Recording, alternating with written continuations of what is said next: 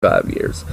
So, but yeah, my parents were great, good people. You know, my dad went to church every Sunday, taught Sunday school, and he belonged to a lodge every Tuesday night at the Odd Fellows. You know, something similar to the Masonic, but different. Okay, that's what I was wondering. The Odd Fellows, I've never heard. Yeah, they're just like a smaller version of the Masons, kind of, or the Elks. Or, you know, you can think of it as a social club that meets once a week. Yeah, my dad was really into that, and he became he got elected to the head of the whole organization one year in Texas, and part of that he got to go to Montreal, Canada, and he traveled to Washington, D.C., and it was a great organization. In fact, my brother's daughter and son, I have a niece and nephew that both got to go to the World Trade Center when it was still there, you know, like in the late 80s, and they got to go to Washington, D.C., and the lodge paid for the trip, paid for these high school kids to go sightseeing in New York and Washington, and they to this day remember it, you know. Yeah. When my niece was watching when 9/11 happened, she said, I've been there, you know. She called my brother and said, I can't believe it. She was having chills, you know, because she'd actually been there to the World Trade Center. Oh, wow. But yeah, my dad's lodge was a great organization. He was very proud to represent it and to get elected that year. You said he was in the, what service, what branch of service? He was in the Army. He was in the Signal Corps. Okay. I did 9.5 years in the Navy. So, oh, wow. Usually well, when cool. I hear other people, you know, veterans. And I have some other Navy friends, by the way, that come in, so that's cool. And then thank you for your service. Thank you. Yeah. So your dad, so how about his school, since he sounds like he was pretty prominent and trying to push and things like that. Where did he get? My dad got into the photography business when he was young, like 18 or 19, and he excelled, and that's what he did all of my life. Even though this was going on, my dad had a studio back there, and he did weddings, graduations, school pictures, all of that. And so my dad had a 60-year-long photographic career, and that's, you know, he made a good living in the photography business. And I have a niece now down there in Houston doing the same thing, which is, of course, actually, she's my niece. She's my older sister who died.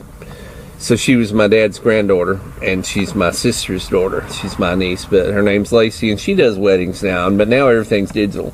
Back when my dad was doing this for 50 years, it was all film. Because, you know, the digital shift occurred around 2001, 2002, you know. Everything began to go digital. So with your dad doing all these things, and your mom, was she pretty much... What was her role? Was she stay at home? Was she also doing her own thing on the side? When I grew up, my mom was stay at home by then. But now, before I was born, I understand my mom had worked at Westinghouse and had worked for the telephone company for a while and so forth. She didn't work at all as I was growing up. And then when we were in Florida, she wasn't working either. My dad was doing so well, she didn't have to work, and he didn't really want my mom to work. You know, he was kind of old school that way. He came from that generation where the woman should stay at home and shouldn't work, you know what I mean. Oh, yeah. But my mom, you know, adjusted comfortably to that. But then when we opened the store here, of course, my mom was here every day. My dad was gone all the time with the photography.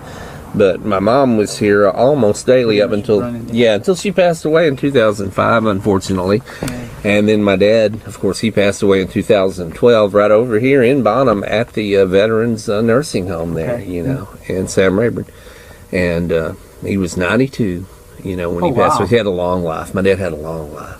Yeah. And my mom didn't make it that far. My mom was only 77 when she passed away. That's still 77. I know, that's still good. It's still really good. You know, my father passed away. He was 58 when he passed. Wow. You know, nowadays that's young to die. That's young. You know, but it's getting younger because of, you know, diabetes, because of all these illnesses that, you know, they're kind of a lot of young people are getting nowadays. So, I mean, that pretty much, it's difficult. So when you hear 77, 92, in the 80s, I mean, that's still a very, very long It is. They were really blessed, you know, and longevity, I hope, knock on wood, that I inherited that gene, that genetic that my dad, I hope I got that DNA, you know. Yep, I hear you. So you mentioned, so you're the youngest? I am. Okay, and so how many actually are there in your family? Okay, now there's only one remaining, you know, my older brother through my mom's first marriage.